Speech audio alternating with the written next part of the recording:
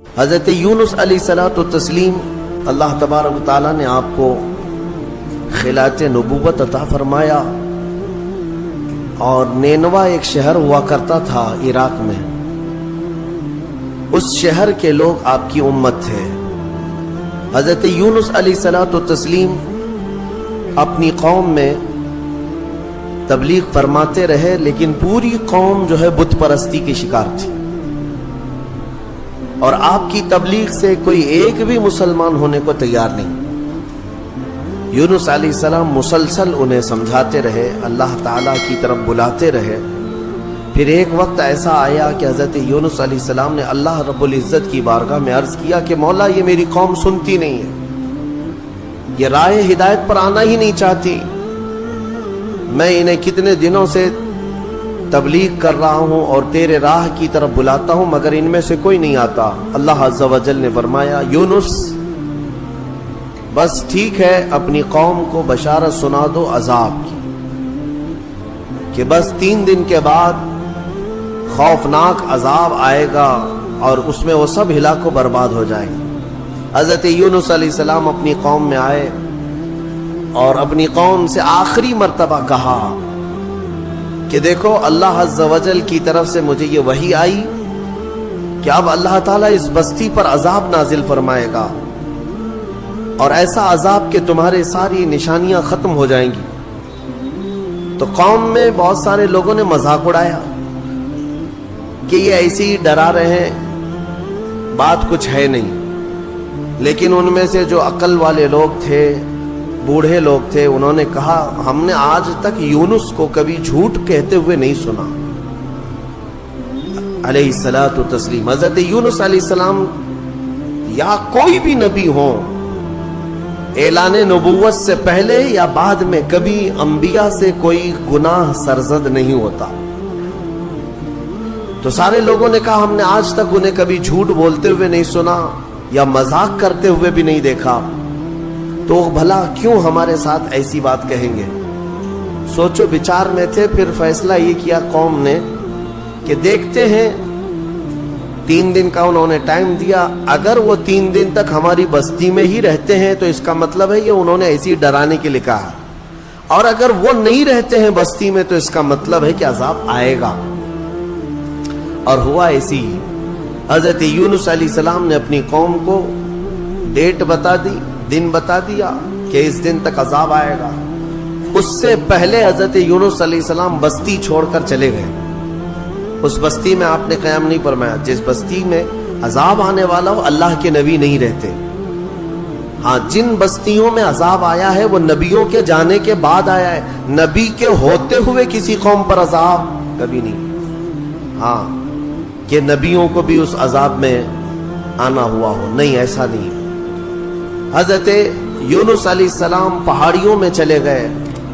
اب بستی کے لوگوں نے دیکھا 1 دن باقی تھا جو میعاد کا تھا، جو بتایا ہوا تھا۔ تو لوگوں نے صبح اٹھ کر کے دیکھا تو آسمان پر گھنے بادل چھائے ہوئے ہیں، ڈر کا ماحول ہے، اور پوری بستی میں ایک عجیب سی کیفیت طاری ہے، یعنی سناٹا طاری ہے اور ہو کا عالم ہے۔ آسمان پر گھنگور گھٹائیں چھائی ہیں اور ڈراؤنی شکل کی بدلیاں۔ تو لوگ ڈر گئے اور کہا، یونس علیہ السلام سچ کہتے تھے، اللہ کا عذاب آنے والا ہے، ہم جس بت پرستی میں تھے اس سے ہمیں توبہ کرنا ہوگا۔ تو سارے کے سارے لوگ اپنے اپنے گھروں سے نکل آئے، بچے، بوڑھے، جوان، مرد، عورتیں، سارے کے سارے میدان میں جمع ہوئے اور رونے لگے، گڑ گڑانے لگے، توبہ کرنے لگے اللہ کی بارگاہ میں۔ اور پھر سبوں نے مل کر کے کہا، اے رب ذوالجلال، ہم اپنے پرانے تمام بتوں کو ختم کرتے ہیں، تو ہی ہمارا خالق ہے، تو ہی ہمارا رب ہے، ایک تیری وحدانیت پر ہم یقین کرتے ہیں۔ اور اللہ رب العزت کی وحدانیت کے وہ قائل ہوئے، ایمان لائے۔ تو پھر اس کے بعد اللہ تبارک و تعالیٰ قرآن میں ارشاد فرماتا ہے، لما آمنوا کشفنا عنہم العذاب۔ جب وہ لوگ ایمان لے آئے تو اللہ تعالیٰ نے اپنا عذاب ان سے ہٹا لیا، جو عذاب آ چکا تھا وہ ٹل گیا۔ بہت کم ایسا تاریخ میں ملا ہے کہ عذاب آیا ہو اور ہونے سے پہلے پھر چلا گیا ہو، لیکن جب بھی عذاب ٹلا ہے تو وہ توبہ کی برکت سے ٹلا۔ جب قوم توبہ کرتی ہے اللہ عذاب اٹھا لیتا ہے، عذاب کو دور کیا۔ آج ہم نے تلاوت کیا اس پارے میں، اب وہ بستی والے سارے کے سارے مومن ہو گئے، ایمان لائے، اور اس کے بعد یونس علیہ السلام تو تھے ہی نہیں بستی میں۔ انہوں نے دیکھا، رات کو وہ محسوس کر رہے تھے کہ عذاب آنے والا ہے، آنے والا ہے، دور بیٹھ کر کے آپ دیکھ رہے تھے، لیکن پھر دن گزرتے ہی عذاب ٹل گیا، آسمان صاف ہو گیا، تو حضرت یونس علیہ السلام کے دل میں یہ خیال گزرا کہ اب واپس اگر میں بستی میں جاؤں تو کہیں لوگ مجھے جھوٹا نہ کہیں۔ میں نے اللہ کے عذاب سے انہیں ڈرایا تھا اور دن بھی بتایا تھا، عذاب نہیں آیا تو کہیں لوگ مجھے جھوٹا نہ کہیں۔ اس لیے یونس علیہ السلام اپنی بستی میں جانے کی بجائے ایک لمبے سفر پر چل پڑے، اپنی قوم کی طرف نہیں آئے۔ انہوں نے کشتی میں سواری کی اور نکل پڑے، ان کا ارادہ تھا بہت دور دراز علاقے میں چلا جاؤں گا۔ اب یہاں پر میں آپ سے بتانا چاہتا ہوں، یونس علیہ السلام نے انتظار نہیں کیا اللہ رب العزت کی وحی کا کہ اللہ کا حکم کیا آتا ہے، اس سے پہلے ہی حضرت یونس علیہ السلام چل پڑے اور کشتی میں بیٹھے۔ کشتی جب بیچ میں دریا میں پہنچی تو رک گئی، چلتی نہیں تھی، یا تو ہچکولے کھاتی یا تو ڈوبنے کے آثار نظر آتے ہیں۔ اور اس زمانے میں یہ مشہور تھا کہ اگر کسی کا بھاگا ہوا غلام کشتی میں سوار ہے تو کشتی آگے نہیں بڑھتی ہے، بیچ دریا میں پہنچ کر کے کشتی رک جایا کرتی، اس زمانے میں یہ مشہور تھا۔ تو جب کشتی بیچ دریا میں رکی تو لوگوں نے جو سوار تھے کہنا شروع کیا کہ لگتا ہے اس کشتی میں کوئی بھاگا ہوا غلام ہے، جس کی وجہ سے کشتی نہ آگے بڑھتی ہے اور بلکہ ڈوبنے جیسے آثار نظر آتے ہیں۔ حضرت یونس علیہ السلام نے ان سب کے سامنے کہا، ہاں میں وہ غلام ہوں جو اپنے رب سے بھاگ کر آیا، میں ہی ہوں، انتظار کیے بغیر آ گیا ہوں، لیکن آپ کی شرافت دیکھ کر کے لوگوں نے آپ کے ساتھ اچھا معاملہ کیا، لیکن ہوتا یہ تھا کہ جو بھاگا ہوا غلام ہے اسے اٹھا کر کشتی سے سمندر میں پھینکا جاتا تھا، تب کشتی آگے بڑھتی تھی۔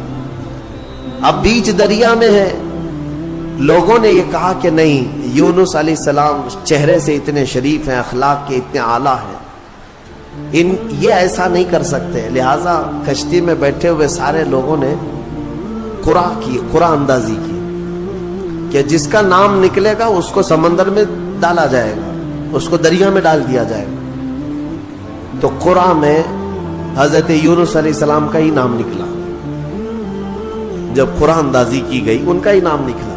پھر بھی کشتی والوں نے کہا دل نہیں مانتا ہے کہ اتنے اعلیٰ اخلاق والے، اتنے حسین چہرے والے کسی نیک آدمی کو دریا میں ڈال دیا جائے۔ پھر دوبارہ قرآن اندازی کی گئی، دوسری بار جب قرآن اندازی کی گئی تو پھر یونس علیہ السلام کا نام آیا، تیسری بار قرآن اندازی کی گئی پھر حضرت یونس کا نام آیا۔ تو مجبوراً سب لوگوں کا اتفاق ہوا، حضرت یونس علیہ السلام کو اٹھا کر کے دریا میں ڈال دیا۔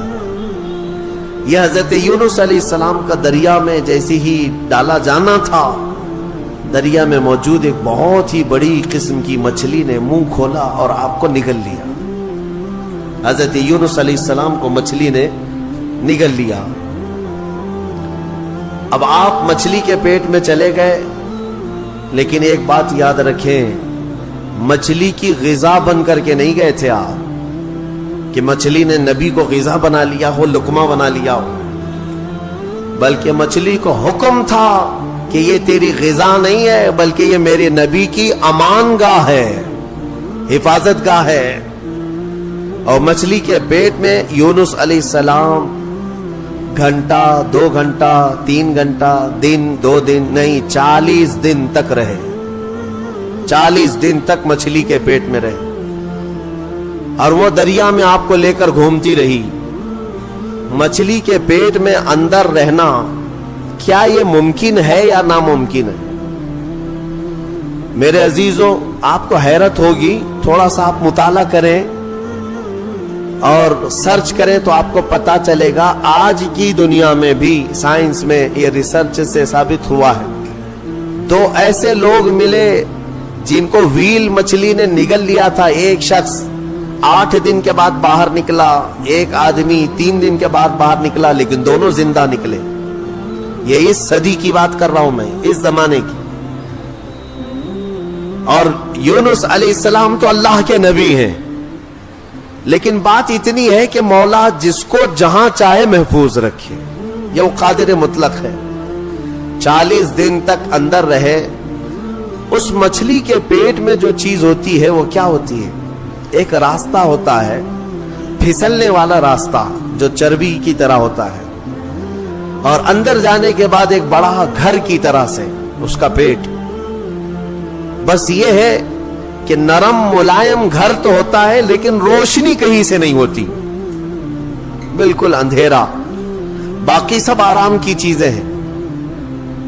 जिंदगी के लिए इंसान के मछली के पेट में भी आराइश है या एहतमाम है, लेकिन रोशनी का कोई इंतजाम नहीं। यूनुस अलैहिस्सलाम उस अंधेरी कोठरी के अंदर, यानी मछली के पेट के अंदर 40 दिन बिताए, 40 दिन। लेकिन आपको मैं बताता हूं कि यूनुस अलैहिस्सलातु तस्लीम मछली के पेट में जाने के बाद मुसलसल रब्बे जुल जलाल की बारगाह में दुआ करते रहे कि मौला तू मुझे माफ फरमा दे, मैं अपनी बस्ती से जल्द चला आया तेरे हुक्म का इंतजार किए बगैर, मुझे तू माफ फरमा दे।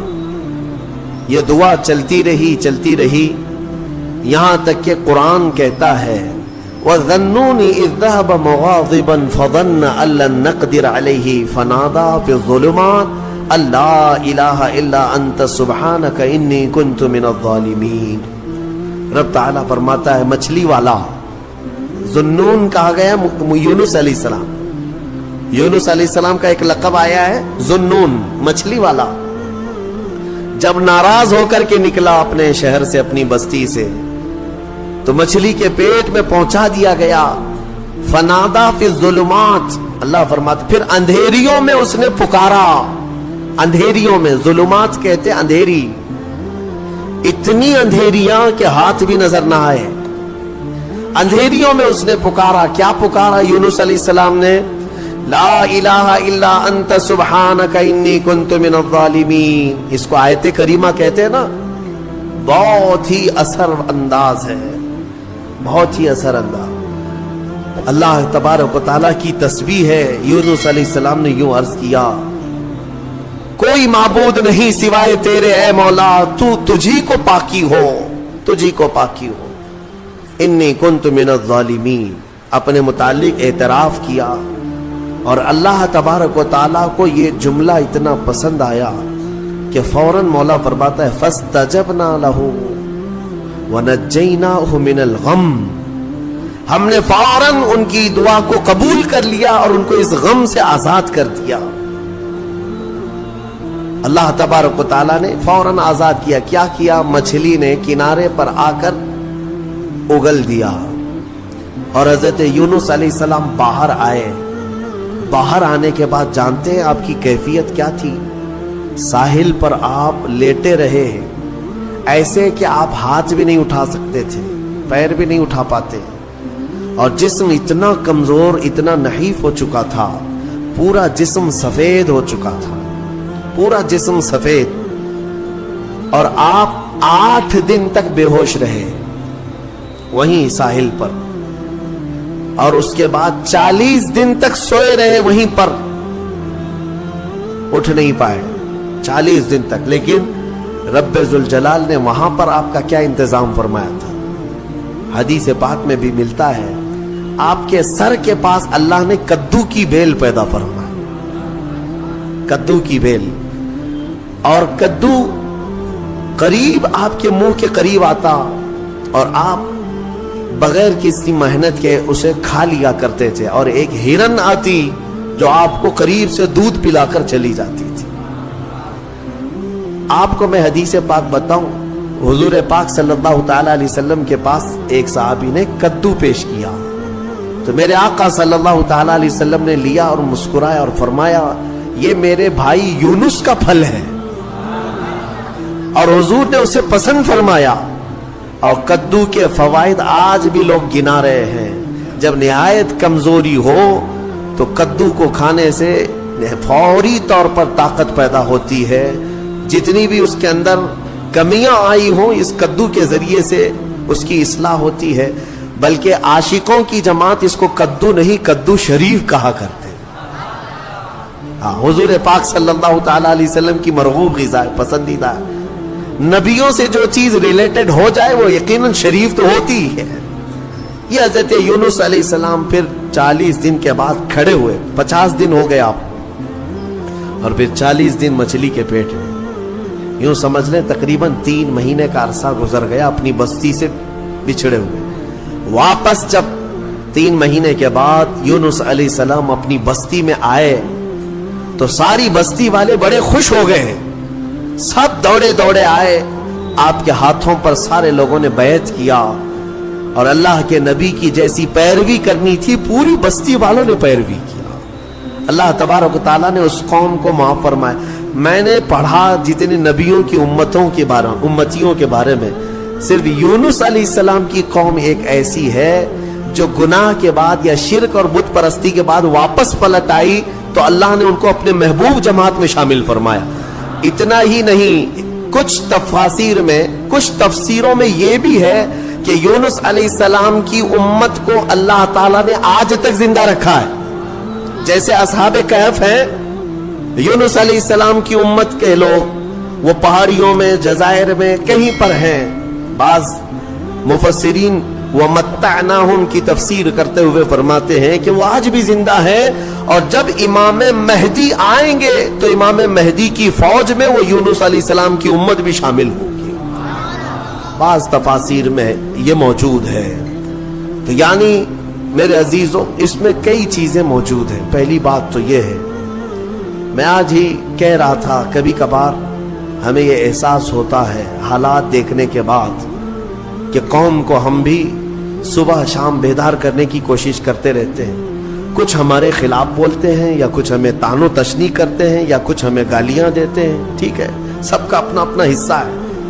لیکن انسانی فطرت ہوتی ہے، کبھی انسان اوب جاتا ہے، کیا ان کے پیچھے سر کھپائیں، چھوڑو جانے دو، قوم اپنے اپنے راہ دیکھے کہ میں اپنی اصلاح کر لوں، آخرت میں مجھے جواب دینا ہے۔ سچ بتاؤں، آج ہی میں کہہ بھی رہا تھا اس بات کو کہ کبھی دل کرتا ہے کہ یہ حالات جو آج ظالم بنا رہے ہیں، ایک بات دیگرے ظلم کی ایسی نئی صورتیں یہ لا رہے ہیں کہ انہیں ہر چیز سے اب تکلیف ہونے لگ گئی، اذان سے، نماز سے، ٹوپی سے، داڑھی سے، برقعے سے، قرآن سے، اسلام سے، میرے نبی کے نام سے، کیا چیز بچایا گیا؟ ساری چیزیں دھیرے دھیرے بلکہ آپ یہ بھی کام شروع کر دیا گیا کہ ادھر اذان ہو رہی ہو اور ادھر سامنے مسجد کے باہر کچھ شرپسند ناچ گانے کر رہے ہوں، وہ اپنی آوازیں بلند کر رہے ہوں۔ یہ شیطانی شرارتیں عروج پر آ رہی ہیں، تیز ہوتی جا رہی ہیں۔ ان حالات میں ہماری قوم کی ذمہ داریاں کیا تھیں؟ کیا یہ آپس میں گتھم گتھا رہے، علماء کی ٹانگ پکڑ کر کے کھینچے، ایک دوسرے کو قتل کرنے کے منصوبے بنائے؟ اسی لیے کسی نے کہا تھا کہ نشیمن سے دھواں اٹھتا ہے اور تم کہتے ہو ساون ہے، گھر کو آگ لگی ہوئی ہے، گھر جل رہا ہے اور تم کہہ رہے ہو کہ ساون کا مہینہ چل رہا ہے۔ میرے عزیزوں، ان چیزوں سے اوپ کر کے کبھی ہم اگر یہ سوچتے ہیں کہ چھوڑو جانے تو ہم جنگل کی طرف چلتے ہیں 2 بکریاں لے کر کے، میرے آقا صلی اللہ علیہ وسلم کی حدیث بھی ہے، وہ شخص اخیر زمانے میں اپنا ایمان بچا لے جائے گا جو چند بکریاں لے کر کے جنگلوں کی طرف چلا جائے گا۔ کبھی ہم یہ سوچتے ہیں، لیکن پھر سورہ یونس پڑھنے کے بعد یہ پتا چلتا ہے نہیں، اللہ کا حکم ہے کہ پھر قوم کو کس کے حوالے چھوڑ آئے تھے۔ اگر اس بات پر پکڑ ہو گئی، وہ اللہ کے نبی یونس علیہ السلام کو اللہ تبارک و تعالیٰ نے 40 دن مچھلی کے پیٹ میں اندھیریوں میں گزروایا، صرف اس لیے کہ وہ قوم کو چھوڑ کر کے آئے تھے۔ ہاں، علماء کو قوم کو چھوڑ کر جانے کی اجازت بھی نہیں ہے، बहरहाल हम दुआ यही करते हैं कि मौला तबारक व तआला किसी के जरिए से उम्मत मुस्तफ़ा की इस्लाह अता फरमाए, इन्हें हिदायत अता फरमाए।